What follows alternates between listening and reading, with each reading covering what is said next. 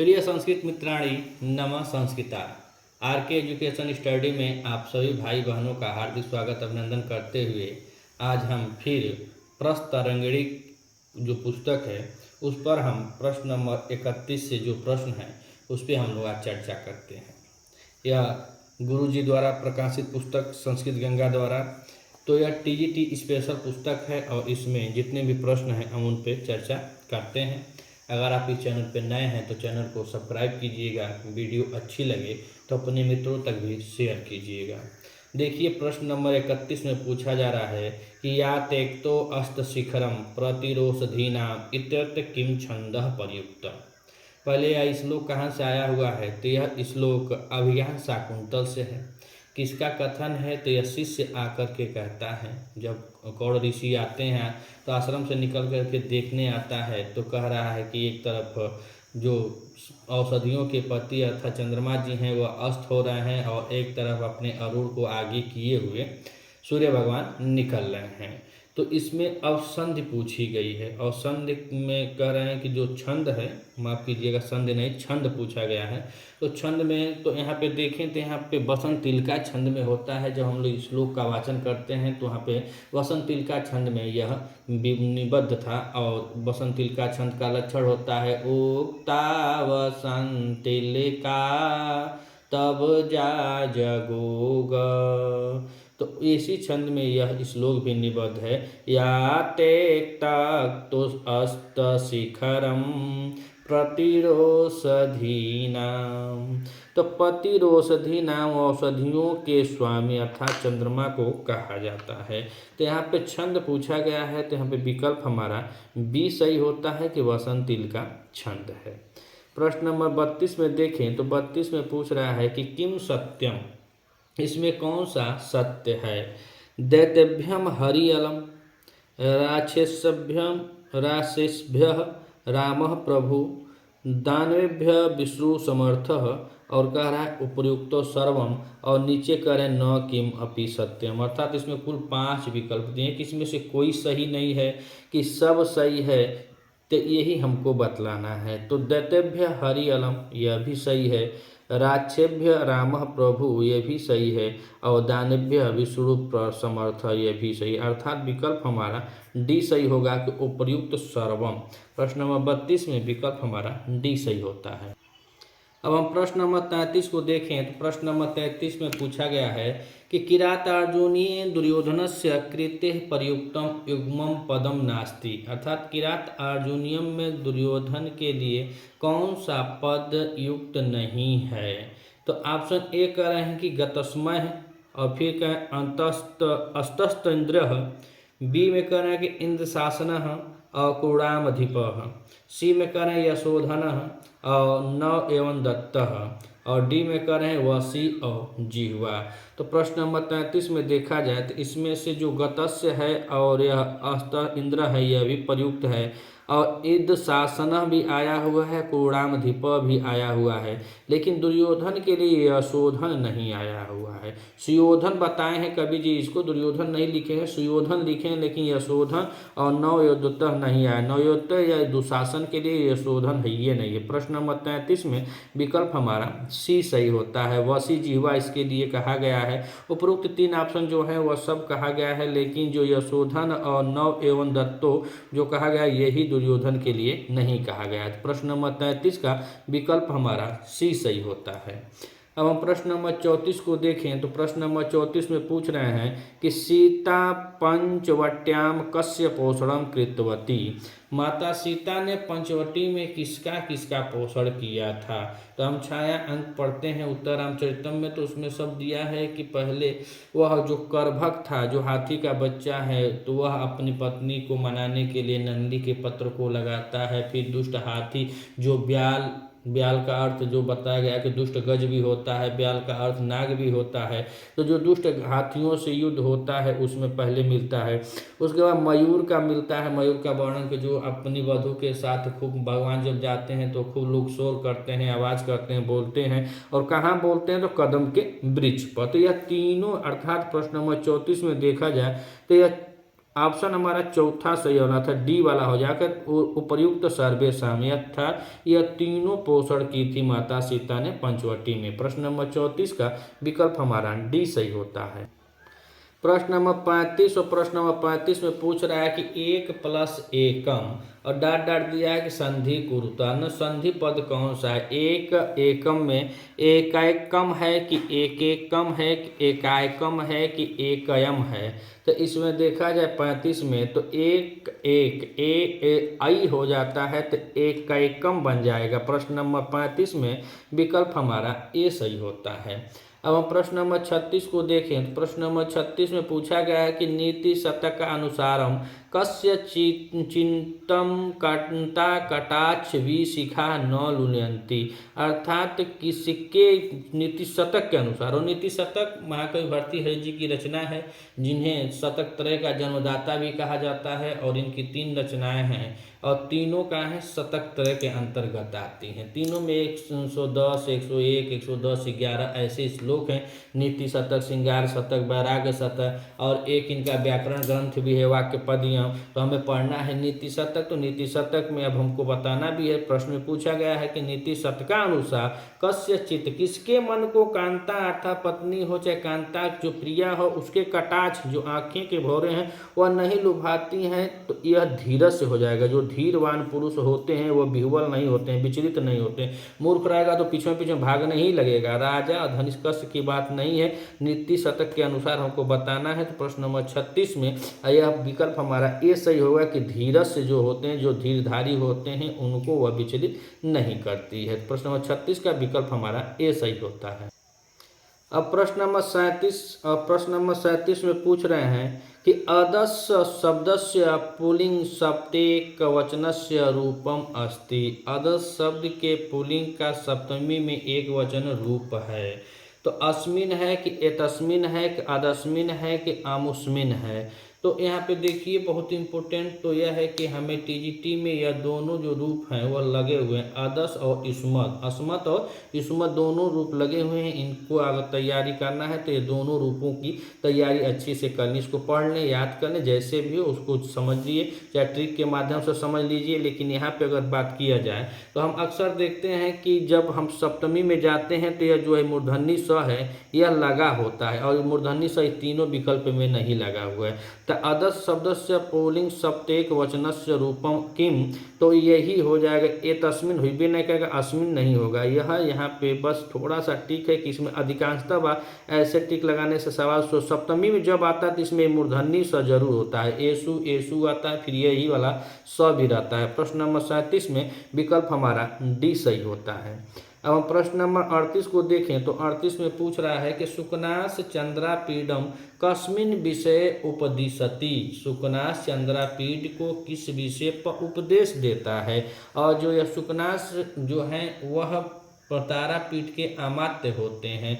यह कादम्बरी जो कथामुख है उससे यह वर्णित है और शुकनास उपदेश जो है यह कादम्बरी का ही अभिन्न अंग है, अर्थात उसी से यह लिया गया है। कादम्बरी 2 भागों में विभक्त है, पूर्वार्ध में और उत्तरार्ध में, और यह महाकवि बाण भट्ट जी की रचना है। तो शुकनास चंद्रापीठ को किस विषय में उपदेश देता है तो मोक्ष के विषय में। तो मोक्ष के विषय में नहीं कुछ कहता है, ब्रह्म विषय में भी नहीं कहता है, अज्ञान विषय में भी नहीं कहता है। शुकनास जी उसको ज्ञान जब देते हैं और उपदेश देते हैं तो लक्ष्मी के विषय में देते हैं। आप लोग शुकनासोपदेश देखेंगे, पढ़ेंगे तो उसमें आप जरूर देखेंगे कि लक्ष्मी के बारे में कितना बोले हैं। और आप सब विदित भी होंगे वो लक्ष्मी की कितनी बुराई किए हैं कि लक्ष्मी ऐसी है, लक्ष्मी वैसी है, लक्ष्मी किसी की नहीं है, लक्ष्मी अनार्या है, इत्यादि शब्दों को वह उपदेश दिए हैं कि इस उम्र में धन का होना कितना लाभदायक होता है और कितना नुकसानदायक होता है एक राजा के प्रति। तो प्रश्न नंबर 38 में विकल्प हमारा सी सही होता है। अब प्रश्न दे रहे हैं 39 में कि सुमेलित करें। ऑप्शन ए करें 54, 79, 62, 84। तो इसमें अब पूछ रहे हैं कि इसका संस्कृत का होगा, संस्कृत में कौन कौन होगा। तो संस्कृत में हम देखें तो जो पहला होता है जो इधर 4, 9, 62 जो होता है जो इकाई में होता है वो पहले संस्कृत में लिखा जाता है और जो दहाई में होता है वो बाद में लिखा जाता है। तो 54 में तो 5 पहले कहाँ लिखा है ये हमको देखना है। तो यहाँ पे देखिए 54 लिखा है तो चतु, तो चतु माने 4 और पंचाशत माने 50। तो 54 में तो ऑप्शन इसमें देखा जाए तो ऑप्शन अलग है, हम लोग पहले ऐसे ही देखते हैं। पहले 39 में, तो 39 में देखेंगे तो 54 में तो पहला का सही होगा, दूसरा सही हो जाता है। पहला में दूसरा सही होता है, 4 पहले है 50 बाद में, तो 54 हो गया। दूसरा विकल्प दिया है कि 7 9, तो 9 पहले लिखा होगा संस्कृत में और 7 बाद में लिखा होगा। तो देखिए यहाँ पे लिखा है तीसरा भी, दूसरा का हमारा यह तीसरा विकल्प सही हो जाएगा 9 सप्तति, अर्थात जो इकाई में है वो पहले लिखा जाएगा संस्कृत में, जो दहाई में उसके बाद लिखा जाता है। उसके बाद देखिए 62 लिखा है, तो 62 लिखा है तो 62 में द्वि तो दू है, तो दू यहाँ आ जाएगा, दू आ जाएगा तो द्वि लिखा है, और 60 का यहाँ पे षष्ठी लिख दिया है। तो इसमें देखा जाए तो चौथा सही हो जाएगा। और 84 में देखा जाए तो 4 पहले लिखा है, चतुर लिखा है, आगवा सीति लिखा है। सीति माने 80 होता है, चतुर माने 4, तो 84 होता है।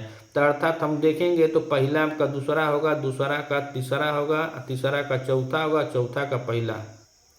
तो यहाँ पे अब दिया है सुमेलित करने में विकल्प ए बी सी डी। तो ए में हम लोगों ने देखा कि पहला का दूसरा होगा, तो पहला का दूसरा यहाँ भी है, पहला का दूसरा यहाँ भी है, पहला का दूसरा यहाँ भी है, अर्थात बी विकल्प हमारा खारिज हो जाता है। फिर हम लोगों ने देखा कि जो 79 था बी में, तो बी का हमको तीसरा होना चाहिए था, तो बी में तीसरा इसमें नहीं है तो ये भी कट जाएगा, बी में तीसरा नहीं है ये भी कट जाएगा, बी में तीसरा नहीं है ये भी कट जाएगा, अर्थात विकल्प हमारा तब आगे देखने की जरूरत ही नहीं है, चौथा ही सही होता है, अर्थात डी वाला ऑप्शन हमारा सही होगा। अब हम प्रश्न नंबर 40 को देखें तो प्रश्न नंबर 40 में पूछ रहा है किरात अर्जुनीय प्रथमे सर्गे कह रिपो सुते अपि वाह गुरु उपदिष्टेन दंडेन धर्म विप्लव निरहंती। किरात अर्जुनियम के प्रथम सर्ग में जो अपने गुरुओं के आदेश के अनुसार अपने शत्रुओं या मित्रों के साथ जो दंड है, जो व्यवहार है, उसको कौन निर्धारित करता है। तो ऑप्शन ए कह रहे हैं कि सुयोधन करता है, बी कह रहे हैं कि युधिष्ठिर करता है, सी कह रहे हैं वनेचर करता है, और डी कह रहे हैं कि भीम करता है। तो प्रश्न नंबर 40 में हम लोग देखेंगे तो इसमें युधिष्ठिर नहीं करते हैं, क्योंकि राजा है ये नहीं है। धर्म विप्लवम निहंती, अर्थात धर्म के अनुसार और गुरुओं के उपदेश से मिले हुए दंड न्याय और स्नेह सब कुछ वह किसके कहने पर करता है, धर्म के साथ भी करता है, गुरुओं कहने पर। तो राजा कौन है, सुयोधन, अर्थात ये दुर्योधन को कवि जी सुयोधन लिखे हैं, तो यहाँ पे सुयोधन ही सही होगा। प्रश्न नंबर 40 में विकल्प हमारा ए सही होता है। प्रश्न नंबर 41 और 41 में पूछ रहे हैं कि अपहरामी च मोहितेव एतेर आर्यपुत्रस्य प्रियवचने कस्या वचनम इदम। यह किसका वचन है, प्रश्न नंबर 41 में पूछा गया है कि अपहरामी च मोहिते एव तय आर्यपुत्रस्य प्रिय वचने कस्या वचन, यह किसका वचन है। तो आर्यपुत्र में तो बसंतिया का है, कि सीताया है, कि तमसया है, कि शकुंतला है। तो शकुंतला का तो हुई भी नहीं कहे, शकुंतला इसमें कहाँ से आएगी। प्रश्न नंबर 41 में जब यह शब्द उत्तरामचरितम से, तो शकुंतला तो यह अभिज्ञान शाकुंतल की नायिका है, लेकिन इसको छोड़ करके तीनों पात्र यह उत्तरामचरितम के हैं। तो यहाँ प्रिय वचने है कस्या, और कह रहे हैं आर्यपुत्र से, तो अधिकांशतः विकल्प अगर न भी आया हो तो आर्यपुत्र पत्नी ही बोलेगी तथा माता सीता का ही होगा। अब बसंतिया और तमसया भगवान को आर्यपुत्र नहीं भगवान बोलेगी, प्रभु बोलेंगी, महाराज बोल सकती हैं, आर्यपुत्र नहीं बोल सकती हैं। तो ये भी कभी कभी तुक्का ताल से भी समझा जाए तो सही हो जाएगा। ठीक है, विकल्प कौन सा सही होगा, सीता जी कह रही हैं कि एते आर्यपुत्र से प्रिय वचनम कस्या वचन ईदम। प्रश्न नंबर 41 में विकल्प हमारा बी सही होता है। अब प्रश्न नंबर 42 को देखें तो कह रहे हैं नरी इत्रत्य का विभक्ति। नरी जो है यहाँ पे कौन सी विभक्ति है, प्रथमा की है कि द्वितीया की है कि सप्तमी की है कि षष्ठी की है। तो प्रश्न नंबर 42 में देखें तो नरी इत्रत्य सप्तमी विभक्ति होती है। कौन सी विभक्ति होती है, सप्तमी विभक्ति होती है। प्रश्न नंबर 42 का विकल्प हमारा सी सही होता है। प्रश्न नंबर 43 और 43 में कह रहे हैं कि अनुजिधत धवलता इत्रत्य क समास। बहुब्रीहि होता है कि द्वंद्व होता है कि तत्पुरुष होता है कि अव्यय भाव समास है। तो इसमें देखें तो अनुजित धवलता इत्रत्य समास, जिसमें अन्य पद प्रधान होता है उसमें बहुब्रीहि समास होता है। प्रश्न नंबर 43 में विकल्प हमारा ए सही होगा कि इसमें बहुब्रीहि समास है। अब हम प्रश्न नंबर देखें 44, तो 44 में पूछ रहे हैं अनेकं प्रथमान्तः अनस्य पदार्थे वर्तमानं वा समस्यते इति कस्य सूत्रस्य अर्थ भवितुम अर्हति। शेषो बहुव्रीहि का होता है कि सप्तमी विशेषणे बहुव्रीहि का होता है कि अनेकान्य पदार्थे होता है कि उपर्युक्त सर्वम होता है। तो प्रश्न नंबर 44 में देखा जाए तो अनेकम प्रथमांतम अनस्य पदार्थे वर्तमानम व समस्यते अर्थात अन्य पद प्रधान जो होता है वह बहुव्रीहि समास होता है। तो इसमें विकल्प हमारा सी सही हो जाएगा कि अनेक अन्य पदार्थे। प्रश्न नंबर 44 में विकल्प हमारा सी सही होता है। प्रश्न नंबर 45 और 45 में पूछ रहे हैं कि यवन युवक भल्लुकम दृष्ट्वा कम वृक्षम आरूह। यवन युवक भालू को देखकर किस वृक्ष पर चढ़ गया? आम का वृक्ष पर या नारियल के वृक्ष पर कि शकुली वृक्ष पर कि सालमली वृक्ष पर। तो अब यवन युवक का यहाँ प्रश्न आया हुआ है। तो यह प्रश्न पहले हम देखें तो इस पर चर्चा करें तो यह शिवराज विजयम के प्रथम निश्वास में यह प्रश्न वहाँ से ही आया हुआ है। जब यवन युवक सवारी को लेकर जाता है, भालू को देखता है, तो वह डर के मारे सवारी को छोड़ करके, जो विप्र कन्या है उसको छोड़ करके वह पेड़ पर यानी किस पेड़ पर चढ़ता है? तो सालमली वृक्ष के पेड़ पर चढ़ जाता है। और वह जो बेचारी छोटी सी बालिका होती है वह डर के मारे उस झुरमुट में जाकर छिप जाती है। और जो बगिया जो अपना आश्रम है वहाँ पे जो महर्षि का जो ब्रह्मचारी गुरु का जो आश्रम उसके चारों झुरमुट होता है, बगिया वगिया होती है, उसी में जाकर के छिप जाती है। शिवराज विजय महाकवि अंबिका दत्त व्यास जी द्वारा रचित एक प्रथम ऐतिहासिक उपन्यास है संस्कृत वाङ्मय का। इसकी रचना 1870 में हुई और यह प्रकाशित काशी से या था बनारस से 1901 में हुआ था। तो यवन युवक भल्लुक दृष्ट्वा कम वृक्षम आरूह, तो सालमली वृक्षम। प्रश्न नंबर 45 में देखें तो विकल्प हमारा डी सही होता है कि सालमली वृक्ष पर वह चढ़ गया। अब हम प्रश्न नंबर 46 की बात करें तो 46 में कह रहे हैं कि सतसंगति कथया किन करोति पुंसाम, ऐसा सुक्ति कृत स्वीकृता है। यह सुक्ति किसमें कही गई है? तो प्रश्न नंबर 46 में पूछ रहे हैं कि सत्संग कहो कि सत्संग कैसे नहीं पुरुषों की भलाई करती है। श्लोक हम लोग पढ़ेंगे तो उसमें पूछ रहे हैं कि संगत किस प्रकार से पुरुषों की भलाई नहीं करती, अर्थात वह भलाई करे चाहे बुराई करे, जैसी ही आपकी संगत होगी वैसे ही आपकी रंगत होगी। नीति शतकम में महाकवि भर्तृहरि द्वारा विरचित एक यह मुक्तक काव्य है। अब मुक्तक काव्य है और यह 10 पद्धतियों में विभक्त है। उसी में एक का यह प्रश्न है और उसमें यह संगत के बारे में कवि जी बतलाए हैं कि आपकी जैसी संगत होगी वैसे ही आपकी रंगत होगी। सोना जब तपता है तभी आभूषण बनता है और सोने के साथ जब सुहागा तपता है उतना जलता है तो वह भी सोने के भाव में ही चलता है। तो संगत ही आपको सब कुछ बना सकती है। अगर अच्छी संगत है तो अच्छे कुल, अच्छे पद, अच्छे मान सम्मान के साथ होंगे। अगर संगत आपकी खराब है तो आप बड़े अच्छे ऊंच ओहदे के होंगे, बड़े कुल बहुत यशस्वी कुल खानदान में पैदा रहे होंगे, फिर भी संगत ऐसी है कि आपको निम्न से निम्न स्तर पे ला देगी। तो वही पूछने की यह किस में कहा गया है? तो 46 में नीति शतकम में कहा गया है। प्रश्न नंबर 46 का विकल्प हमारा ए सही होता है। अब प्रश्न नंबर 47 और 47 में कह रहे हैं वाक हरि। वाक हरि इतस्य संधि रूपम। तो वाक हरि का संधि विच्छेद पूछे रहे हैं कि संधि रूप क्या होगा? तो क के जगह पर ग हो जाता है, बस इतना ही हम जाने तो वो बहुत सक्सेस हैं। जो वाक का धन हरि और ऐसे शब्द है कि संधि रूप का होता है, तो बस इतना हमको जानना है कि क की जगह पर ग का होना। तो वाग हरि होगा, वाग हरि होगा, अर्थात विकल्प ए और बी दोनों सही होगा। तो यहाँ पे डी दिया है विकल्प ए और बी उभावयी तथा यह दोनों विकल्प सही हैं। और इम्पोर्टेंट बस यही है कि आप संधि समास सब जानते हैं। अगर न भी जानते हैं तो इसमें बस क के जगह पर ग हो जाता है और जिसमें ग रहेगा वही होगा। जैसे वाक हरित गलत हो जाएगा, क के जगह पर ग हो जाता है। और यहाँ पे शब्द बनता है क्या? वाघ हरि भी बनता है, वाघ हरि भी बनता है। तो प्रश्न नंबर 47 का विकल्प हमारा डी सही होता है। अब हम प्रश्न नंबर 48 को देखें तो प्रश्न नंबर 48 में पूछ रहे हैं कि प्रधि शब्दस्य षष्ठी बहुवचने किम रूपम भवति। प्रधि शब्द का षष्ठी बहुवचन में रूप क्या होगा? तो प्रधियाम होगा कि प्रधिनाम होगा कि प्रध्यानाम होगा कि प्रध्याम होगा। तो षष्ठी बहुवचन में देखा जाए तो यहाँ पे रूप जो बनता है प्रश्न नंबर 48 में प्रध्याम बनता है। कौन सा रूप बनता है? प्रध्याम। प्रश्न नंबर 48 का विकल्प हमारा डी सही होता है। अब हम प्रश्न नंबर 49 में देखें तो कहें प्रच्छति इत्यस्य धातु कः। इसमें कौन सी धातु है प्रच्छति में? पृच्छ धातु है कि प्रच्छ धातु है कि प्रच्छ धातु है कि पृच्छ धातु है? प्रश्न नंबर 49 में इसमें प्रच्छ धातु होती है। कौन सी धातु होती है? प्रच्छ धातु होती है। विकल्प हमारा सी सही होता है। प्रच्छयति इत्यस्य धातु कः, प्रच्छति में प्रच्छ धातु होती है, तो यहाँ पे विकल्प हमारा सी सही होता है। प्रश्न नंबर 50 और 50 में पूछ रहे हैं कि बालकः विद्यालयं गच्छति इत्यस्य कर्मवाच्यम अस्ति। तो बालकः विद्यालयं गच्छति का कर्मवाच्य क्या होगा? तो जब कर्मवाच्य में परिवर्तित करते हैं तो उसमें तृतीया विभक्ति लगती है। तो देखें तो बालकेन बालकेन बालक में कुल में तृतीया लगी हुई है। बालकेन बालकेन बालकेन तीन चारों में तृतीया लगी हुई है।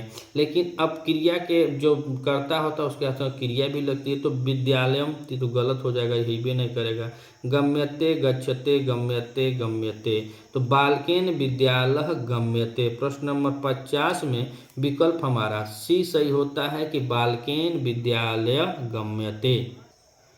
प्रश्न नंबर 51 और प्रश्न नंबर 51 में कह रहे हैं कि मेघदूते बिरहड़ी यक्षड़ी कुत्र न्यवसत, अर्थात मेघदूत में जो यक्षड़ी है वह कहाँ निवास करती है? महाकवि कालिदास द्वारा विरचित यह मेघदूत एक खंड काव्य है और यह दो खंडों में विभक्त है, पूर्व मेघ और उत्तर मेघ। पूर्व मेघ में यक्ष के द्वारा बताए गए मेघ को संपूर्ण मार्ग का वृत्तांत मिलता है और उत्तर मेघ में कैलाश पर्वत, कुबेर की नगरी अलकापुरी और अपनी यक्षड़ी के सौंदर्य का वर्णन यक्ष मेघ को बतलाता है। यह एक ही छंद में खंड काव्य निबद्ध है, मंदाक्रांता छंद है और इसका जो मंगलाचरण होता है वस्तु निर्देशात्मक मंगलाचरण है। मंगलाचरण तीन प्रकार के होते हैं, वस्तु निर्देशात्मक होते हैं, नमस्कारात्मक होते हैं और आशीर्वादात्मक होते हैं। तो मेघदूत से प्रश्न आया हुआ है और मेघदूत में कह रहा है कि जो बिरहड़ी यक्षड़ी है वह कहाँ निवास करती थी? तो ऑप्शन देखें तो उज्जैनी में, काश्याम में, कि कैलाश पर्वते, कि अलकायाम। तो मेघदूत में वह अलकापुरी में निवास करती है और जो यक्ष है वह रामगिरी पर्वत पे निवास करता है और वह विरह के अपने सभी संदेश को देना चाहता है, अपने विरह को बताता है कि हे मेघ, हे मित्र, तुम संतप्तों के शरणम हो, तुम संतप्तों के रक्षक हो, तुम हमारी भी रक्षा करो। प्रश्न नंबर 51 में विकल्प हमारा डी सही होता है। प्रश्न नंबर 52 और प्रश्न नंबर 52 में कह रहे हैं कि हरिहरो इत्रस्य केन सूत्रेण पूर्व निपातः। हरिहरो किस सूत्र से निर्मित है? अल्पा अचंतरम द्वंद्वे घी आजा अदघटनम औचार्थे द्वंद्व। तो प्रश्न नंबर 52 में देखा जाए तो हरिहर द्वंद्व घी सूत्र से निर्मित है, अर्थात द्वंद्वे हरि और हरो, तो हरिहर। प्रश्न नंबर 52 में विकल्प हमारा बी सही होता है। अब हम प्रश्न नंबर 53 में देखें तो कहें कि लालाकिन्नम इतत्र क समास। लालाकिन्नम, लालाकिन्नम यह वहाँ से शब्द है नीति शतकम में। नीति शतकम में जब कहता है कि वह जो कुत्ता होता है वह भगवान के पास आकर खड़े जाएं तो वह देखता नहीं है, एकदम खाता है, वो हड्डी छलियाई उलियाई होती है, इसमें कीड़ा ढोला पड़ा होता है, लेकिन फिर भी बड़े आनंद के साथ जो कुत्ता होता है वह लेता है। वहीं पे लाला किन्नम शब्द आया है। तो प्रश्न नंबर 53 में लाला किन्नम इत्र से क समास, तो समास इसमें पूछा है, समास बताना भी है। और लाला किन्नम में अगर पूछा जाए कि यह कहाँ से शब्द आया है तो यह नीति शतकम से आया है। तो उसी में प्रश्न नंबर 53 में अब समास बताना है। षष्ठी तत्पुरुष समास है कि कर्मधारय है कि तृतीया तत्पुरुष समास है कि बहुब्री है। तो लाला किन्नम में तृतीया तत्पुरुष समास हो जाएगा, काहे कि उसमें सब घी ढोला ओला में सड़ा हुआ है, जो हड्डी उसको वह कुत्ता खाने में आतु करता है। प्रश्न नंबर 53 का विकल्प हमारा सी सही होता है। अब हम प्रश्न नंबर 54 को देखें तो प्रश्न नंबर 54 में पूछ रहे हैं कि जाड्यम धियो हरति सिचंति वाच्य सत्यम, अत्र वाच्य इति शब्दे का विभक्ति प्रयुक्ता। जो जाड्यम धियो हरति सिचंति वाच्य शब्द आया हुआ है उसमें वाच्य शब्द की कौन सी विभक्ति होगी? प्रश्न नंबर 54 में विकल्प दिया है कि प्रथमा विभक्ति है, बी कह रहे हैं कि सप्तमी विभक्ति है, और सी कह रहे हैं कि द्वितीय विभक्ति है, और डी कह रहे हैं कि प्रथमा द्वितीया दोनों विभक्ति है। तो प्रश्न नंबर 54 में देखा जाए तो यहाँ पे वाच्य में सप्तमी विभक्ति लगी हुई है। कौन सी विभक्ति है? तो सप्तमी विभक्ति है। प्रश्न नंबर 54 में विकल्प हमारा बी सही होता है। अब हम प्रश्न नंबर 55 को देखें तो 55 में कह रहा है कि अनुमत गमना शकुंतला तरुभियम वनवास बंधुभि अस्याम पंक्त्यो अनुमत गमना पदे क समासः। तो अनुमत गमना शकुंतला तो आप सभी विदित ही होंगे कि अभिज्ञान शाकुंतल से यह पंक्ति है। अभिज्ञान शाकुंतल महाकवि कालिदास द्वारा विरचित बहुत ही रमणीय नाटक है जो 7 अंकों में निबद्ध है। तो अनुमत गमना किसके लिए कहा गया है? तो शकुंतला के लिए कहा गया है। तो अनुमत गमना शकुंतला, शकुंतला का ही विशेषण अनुमत गमना। तो जिसमें अन्य पद प्रधान होता है वह कौन सा समास होता है? तो ऑप्शन दिया है बहुब्रीहि समास है, कि अव्ययी भाव समास है, कि तत्पुरुष समास है, कि कर्मधारय समास है। तो प्रश्न नंबर 55 में देखा जाए तो अनुमत गमना अर्थात शकुंतला के लिए कहा गया है कि वो अपने प्रिय के घर अपने ससुराल जा रही है। तो अनुमत गमना कौन हुई? तो शकुंतला। तो समास कौन सा होगा? बहुब्रीहि समास। प्रश्न नंबर 55 का विकल्प हमारा ए सही होता है। प्रश्न नंबर 56 और 56 में पूछ रहे हैं कि कादम्बरी इत्यस्याः कथायाः रचनाकारस्य पृथु नाम आसीत्। तो कादम्बरी जो कथा मुख्य है, पहले देखिए कादम्बरी की विधा भी आए। तो कादम्बरी की विधा कथा मुख्य है, और इसमें पूछ रहे हैं कि उसके रचनाकार बाण भट्ट जी हैं, और बाण भट्ट जी के पिता का नाम इसमें पूछ रहे हैं। 3 सवाल लिख के प्रश्न में पूछ दिए हैं कि जो कादम्बरी है वह क्या है, उसकी विधा क्या है? कथा है। और उसके रचनाकार आपको पता होगा, तब आप आगे बढ़ेंगे तो उसके रचनाकार बाण भट्ट जी हैं, और बाण भट्ट जी के पिता का नाम बताना है। तो कादम्बरी जो है वो कथा मुख्य है, जिसमें 3 जन्मों का वर्णन मिलता है। इसके नायक चंद्रापीड़ होते हैं और नायिका कादम्बरी होती है। कादम्बरी की नायिका ही कादम्बरी है, जिसका अर्थ मदिरा होता है।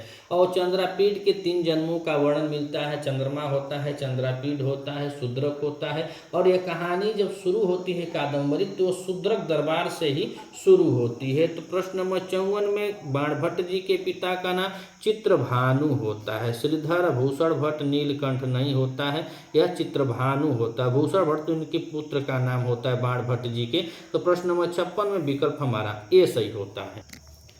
प्रश्न नंबर 57 में अब पूछ रहे हैं कि महोजसो मान धना धना चिता धनुभृत संयति लब्ध कीर्तया।